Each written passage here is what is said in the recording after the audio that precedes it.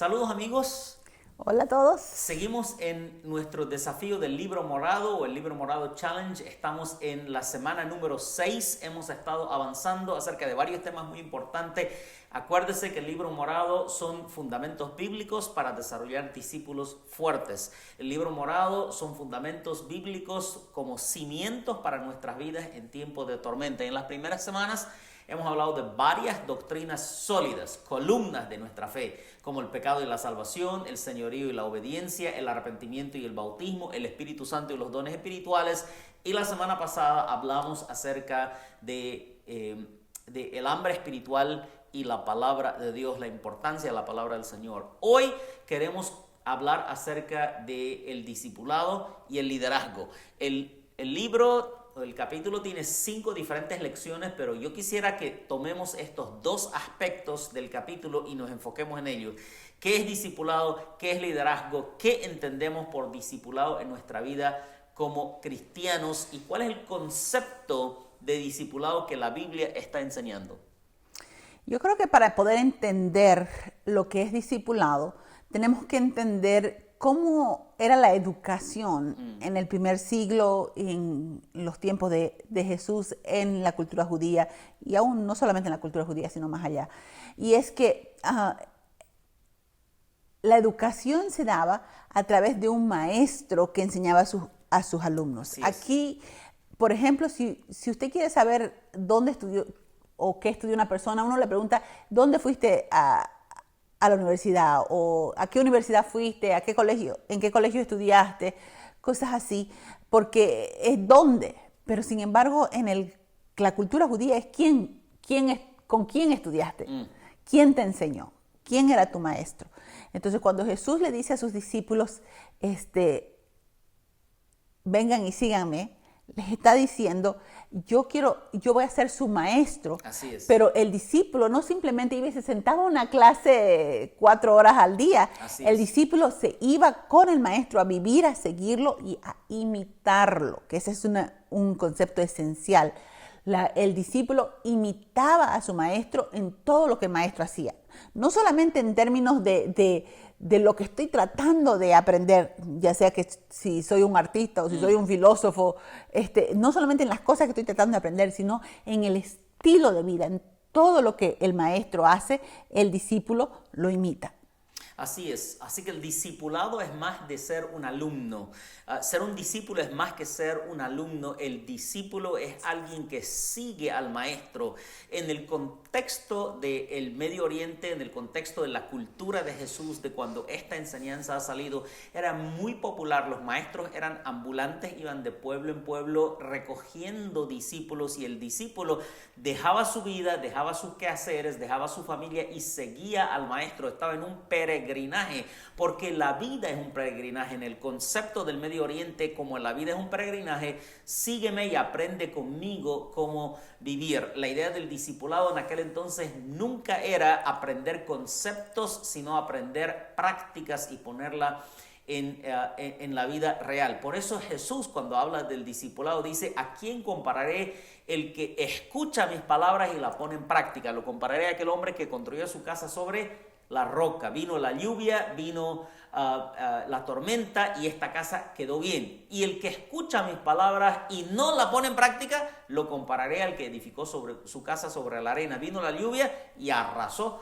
con aquella casa. Fíjese que Jesús no está comparando creyente con incrédulo, no está comparando hijo de Dios con ateo, de ninguna manera. Está comparando dos personas que recibieron la palabra, que entendieron la palabra, pero uno la puso en práctica y otro no la puso en práctica. El discípulo no es un oidor de la palabra, sino el hacedor de la palabra. Otro concepto importante acerca del discipulado: en aquel entonces, como decías, en realidad la persona seguía a un maestro hasta que se hacía maestro, hasta que el maestro decía: ya tú eres tu propio maestro, y entonces podías fundar tu propio equipo de discipulado y la gente te seguía a ti y seguía tus ideas. En el área del arte, por ejemplo, una técnica muy conocida en el arte es imita a un gran artista como Picasso, imita hasta que lo imites perfectamente, y entonces tú puedes crear tu propio arte. En el cristianismo no es así. Claro, Jesús cambió ese esquema cuando nos dejó la gran comisión, porque Él dijo, id y hacer discípulos a todas las naciones. Pero el ir y hacer discípulos no era hacer discípulos de nosotros mismos, sino el hacer discípulos de Jesús. Así es. Entonces yo no me he graduado, no soy mi propio maestro, o sea, yo sigo siendo un discípulo, pero yo estoy invitando a otros a que seamos discípulos de Cristo. Entonces, yo no tengo discípulos de que me estén siguiendo a mí, no soy llamada a hacer eso. Yo lo que soy llamado a hacer es hacer discípulos de Jesucristo. Entonces, ahí hay un cambio radical en el concepto de discipulado. Y yo creo que es una de las razones por la que el discipulado se ha convertido en un término cristiano, ¿no? Entonces, cuando hablamos de discipulado es casi pensar en una idea cristiana, porque los cristianos no estamos haciendo discípulos de nosotros, estamos haciendo discípulos de Cristo. Así es. Nosotros queremos que la gente siga a Jesús. La idea de discipulado es, ven conmigo mientras yo sigo al Señor.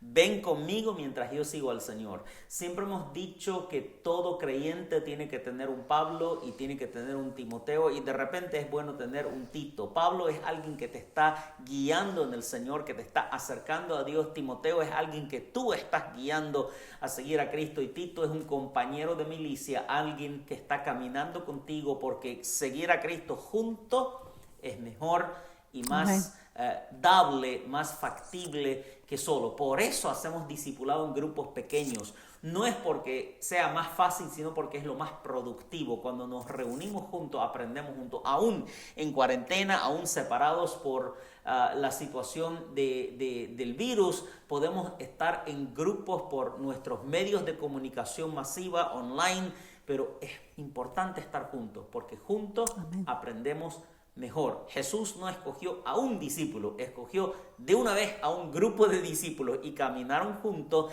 y aprendieron el uno en el otro. En el proceso de ellos seguir a Jesús, hubieron fricciones entre Pedro y Juan y Judas y los demás, pero en esas fricciones hubo también aprendizaje. Acuérdese que discipulado es más aplicación que conocimiento. Yo puedo conocer todos los aspectos de cómo manejar una movilidad, pero si no subo a la movilidad y comienzo a manejarla, nada de lo que he aprendido me ha servido. Sigo en el mismo lugar y en realidad no aprendí nada porque no lo practiqué. El discipulado cristiano es más práctica que teoría, ¿cierto? Así mismo es. Así es. Así que eso es el discipulado. El discipulado es seguir a Cristo, ayudar a otros. Tiene un costo, y un costo muy, muy alto. ¿Cuál es el costo del discipulado? Entrega absoluta. Ese es el costo del discipulado. Y cuando Jesús lo llamó a sus discípulos, le dijo, vengan y síganme, vengan y síganme. Entonces, y inclusive dijo, el que quiera venir en pos de mí, niéguese a sí mismo, tome su cruz cada día y sígame. Entonces, ese es el precio. Si el que quiera venir en pos de mí, niéguese a sí mismo, tome su cruz cada día y sígame. Es una entrega absoluta donde ya yo no vivo para mí mismo, sino que vivo para el Señor. Y el Señor fue tan claro en su llamado que inclusive Él le dijo, no se apuren, calculen el costo, ¿no? Nadie va a la guerra sin saber si tiene suficientes soldados para ganar. Nadie empieza a construir una torre si primero no calcula y si tiene dinero para terminar. Entonces calculen si pueden seguirme, si quieren seguirme, si están dispuestos a seguirme. ¿Por qué? Porque Jesús no va a hacer una reducción del costo. Él no va a cambiar. Entonces somos nosotros los que tenemos que analizarnos a nosotros mismos, porque el Señor ya ha dicho, el que quiera venir en pos de mí, y eso se aplica a todos, no hay excepción. Tú no tienes un pase libre porque el Señor no sabe que a ti te tocó más duro que a nadie más. Nadie tiene una licencia. Todos los que somos llamados a entregarnos absolutamente. Y el Señor dijo, llevad mi yugo sobre vosotros porque mi yugo es fácil y ligera mi carga. La idea de morir a nosotros mismos no es sufrir por el gusto de sufrir. No es nada más que, no sé si todavía hay esa idea, pero un tiempo mi abuela decía, ¿no? Su cruz es que su marido es borracho, que su hijo es vago o algo así. Esa es su cruz. Dicen, eso no es la cruz que llevamos. Eso no es la cruz. Esa no es la cruz que llevamos. La cruz que el Señor nos llama a llevar es la negación de nuestros propios deseos y apetitos para agradar a Dios con toda nuestra manera de vivir. Tomar decisiones basadas en su palabra y no en nuestros conceptos, ni siquiera en nuestra cultura, ¿no? El hecho de que mi cultura lo haya permisivo no me da permiso a mí para hacerlo, sino la palabra del Señor es la que dicta mi estilo de vida, no mis deseos, no mi conveniencia, no mi familia, no mi cultura, nadie más, solo Cristo, y esa es la entrega absoluta a la que el Señor nos llama. Así es. Así que el costo de seguir a Cristo es muy alto. Todo en la vida tiene un costo, aún la salvación tiene un costo. Para ti, para mí no tuvo ningún costo, pero no es gratis. Jesús pagó el costo altísimo de su propia vida en la cruz. De la misma manera, el discipulado tiene un costo y el costo es nuestra propia vida. Recibimos la salvación gratis, pero somos llamados a dar toda nuestra vida para seguir a Cristo. Ese punto es importante, ¿no? Que no pensemos que el tomar nuestra cruz es para ganarnos la salvación o para purgar nuestros pecados, porque no lo es. Así es. No lo es. O sea, no estamos llevando nuestra cruz para que así Dios nos acepte. Estamos llevando nuestra cruz porque hacer la voluntad de Dios es lo que más me conviene, pero no es lo que mi carne quiere. Siempre, al menos. Entonces, el hacer la voluntad de Dios es lo mejor para mi vida a largo plazo, pero no es lo que siento todo el tiempo querer hacer, ¿no? Entonces, por eso tomo mi cruz.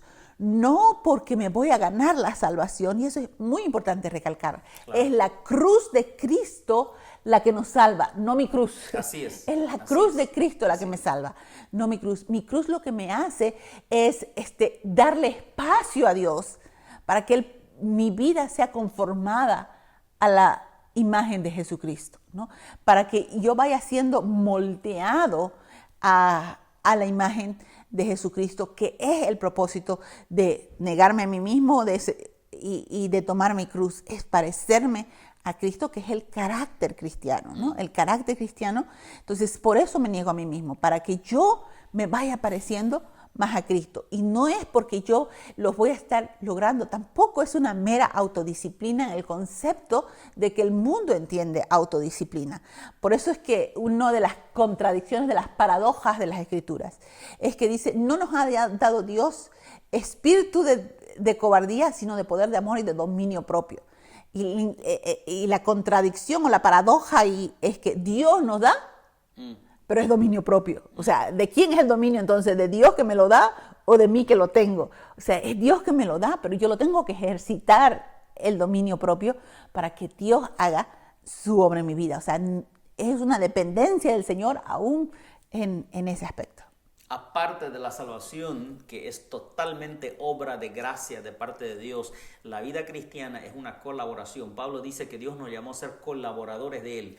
¿Dios necesita colaboradores? No, pero es su decisión soberana de que colaboremos con Él.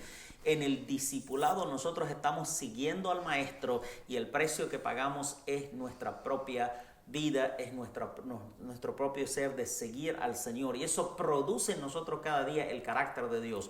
No somos llamados simplemente a imitar, aunque Pablo dice imitadme a mí como yo a Cristo. En realidad somos llamados a reflejar el carácter de Dios, que Dios viva en nosotros y que reflejemos su carácter en nuestra propia vida. Eso es discipulado cristiano. Somos llamados a ser discípulos y a hacer discípulos. Primero ser, luego a hacer. Somos llamados nosotros a ser seguidores de Cristo y a hacer discípulos. Ahora, algo importante: en Cristo no necesito graduarme para comenzar a hacer. Si usted conoce un versículo bíblico, ya es capacitado para hacer discípulos, porque la gran mayoría de la gente en este mundo no conoce ni uno, no sabe nada. Si usted recibió a Cristo como su Señor y su Salvador, ya usted está listo para hacer discípulos. Puede compartir su testimonio, su vida, su entendimiento de la Escritura, y junto, acuérdese que el discipulado es sigamos junto al Señor. Tú no me estás siguiendo a mí, no, tú estás siguiendo a Cristo. El maestro de verdad es Cristo. Con eso quisiera que miremos lo que la Biblia nos enseña acerca del liderazgo, porque discipulado y liderazgo son dos caras de la misma moneda. ¿Qué nos dice la Biblia acerca del liderazgo cristiano? Cuando Jesús lo llamó a Pedro, le dijo, sígueme y yo te voy a hacer pescador de hombres. Entonces, al seguirle, tú te vas a convertir en un pescador de hombres. El liderazgo cristiano es porque nosotros hemos sido los primeros en empezar a seguir a Cristo, pero con la idea de que también detrás de nosotros vamos a traer a otros para que sigan al Señor. El liderazgo cristiano no es un asunto de posición. O sea, en ninguna parte es cuestión de posición. O sea, no hay cómo buscarle eso en las Escrituras, especialmente en las enseñanzas de Cristo. Es cuestión de ayudar a otros a seguir a Cristo. Eso es liderazgo. O sea, si yo le estoy siguiendo, no le estoy siguiendo solo, sino que estoy trayendo a otros para que le sigan, para que le sigamos a Cristo juntos, entonces soy un líder. Muchas veces entre cristianos, porque tenemos nuestro concepto de liderazgo, lo hemos adquirido del mundo y no de la palabra. Así es. Lo que queremos es una posición. Así es. ¿No? Porque pensamos que el liderazgo cristiano es cuestión de tener autoridad dentro de la iglesia, autoridad sobre otras personas, ¿no? Me gusta mucho lo que el pastor Steve Murrell dice con frecuencia. Dice, ¿no? Para lo único que Dios nos ha dado autoridad es sobre los demonios y sobre las enfermedades, no sobre la gente. Entonces el liderazgo no es cuestión de ejercer autoridad sobre la gente, sino el atraerlo, o sea, el ir por delante para que otros sigan en seguir a Cristo, y ese es el liderazgo al que nos llama. Por eso es que, porque como no es posición, es cuestión de ayudar a otros a seguir a Cristo, por eso es que cada cristiano es llamado a ser líder, ¿no? Porque las posiciones son limitadas. Así es. Pero el liderazgo no. Porque mientras hayan incrédulos, yo tengo oportunidad de ser líder. Así es. Yo tengo oportunidad de ser líder, de agarrar e invitar a gente para que siga a Jesús. Todos somos llamados a ser líderes. Yo quiero hacer un énfasis en esto y quiero aprovechar. Realmente como pastores aquí estamos haciendo un gran énfasis en el discipulado y el liderazgo porque los cristianos somos llamados a ser discípulos, no somos llamados a ser calientabanca, no somos llamados a ser receptores. Si usted solo recibe, no es discípulo. El discípulo es hacedor. El discípulo es alguien que practica la fe, no solamente aprende de la fe. El discípulo necesariamente es un líder porque cuando uno recibe, tiene el desafío de ir y hacer discípulos a otros. Liderazgo cristiano es dirigir, es guiar a otros en Cristo. La cancha es muy grande. No estamos pescando en una pecera, estamos pescando en un océano lleno de peces. Hay mucha gente que necesita de Cristo y mucha gente que necesita líderes cristianos. El líder cristiano es un discípulo que tiene el carácter de Cristo en su vida, pero que no está perfecto, que no ha llegado, que está aprendiendo mucho, que se equivoca, pero aún en sus errores. Porque la gente no está mirando que seamos perfectos, la gente está mirando si somos sinceros o no. Yo no creo en aparentar una vida de piedad que uno no la tiene. Yo no creo en decir santo, santo, santo y vivir una vida mediocre. Yo creo que el cristianismo verdadero es una práctica real y la gente sabe cuando somos genuinos, la gente sabe cuando somos sinceros. Como seres humanos nos equivocamos, nuestra vida tiene altos y bajos. En esta cuarentena estoy seguro que usted está observando eso con regularidad. Yo también lo estoy observando en mi propia vida. Tenemos momentos de gozo, momentos de tristeza, de desesperación, de depresión. Lo que está buscando la gente en un líder cristiano no es que sea perfecto, sino que sea honesto. Porque cuando ven nuestra vida, pueden mirar al Cristo a quien nosotros seguimos. Él sí, 100% perfecto. Nosotros humanos y falibles, pero al seguirle a Él, estamos llamando a otros a seguir a Cristo. Que Dios nos ayude a vivir una vida de liderazgo cristiano. Que Dios nos ayude a ser líderes como Cristo lo fue en nuestra vida. ¿Alguna última palabra acerca del liderazgo antes que aterricemos este avión? Una de las razones por las que estamos haciendo este Libro Morado Challenge es para conocer más al Señor, porque cuando le conocemos, entonces vamos a parecernos más a Él y vamos a poder atraer a otros a Cristo. Y en la lección número 4 está este pasaje, que es uno de mis pasajes favoritos en las Escrituras, en 2 de Pedro 1, dice, todas las cosas que pertenecen a la vida y a la piedad nos han sido dadas por su divino poder, mediante el conocimiento de aquel que nos llamó, o sea, el discipulado, o sea, aquel que nos llamó, por su gloria y excelencia, para que por medio de ella lleguemos a ser partícipes de sus promesas. Entonces, el conocimiento de Dios que nos llamó, y esto es lo que estamos haciendo, el libro morado challenge, el conocimiento de aquel que nos llamó, nos hace partícipe de lo que Él tiene para nosotros. Y al ser partícipes de lo que Él tiene para nosotros, tenemos la capacidad de invitar a otros, ¿no? Por eso es que la Biblia aquí continúa el pasaje y conforme vayan haciendo en su libro morado lo van a estudiar el pasaje entero. Pero dice, por eso añadid a vuestra fe virtud. Entonces, y eso es lo que estamos haciendo, añadir a nuestra fe, a lo que ya el Señor nos ha dado, hemos puesto el cimiento en las primeras lecciones y ahora estamos añadiendo a nuestra fe virtud, dominio propio, excelencia. Eso es lo que estamos haciendo con esto, porque así somos discípulos de Cristo y así podemos atraer e invitar y traer a otros a seguir a Cristo también. Usted es discípulo y Dios lo está llamando a ser líder. ¿Cuál será su respuesta? Dios me llamó cuando tenía un día de convertido. El día que entregué mi vida a Cristo, al día siguiente Dios me llamó para compartir mi fe y para dirigir a otros en el Evangelio. Y mi respuesta fue, Señor, si tú abres la puerta, voy a entrar por ella. Donde manda capitán no manda marinero. Dios te está llamando. Acepte el llamado y como siervo de Dios, sierva de Dios, como discípulo de Cristo, comience a ser discípulos de otros.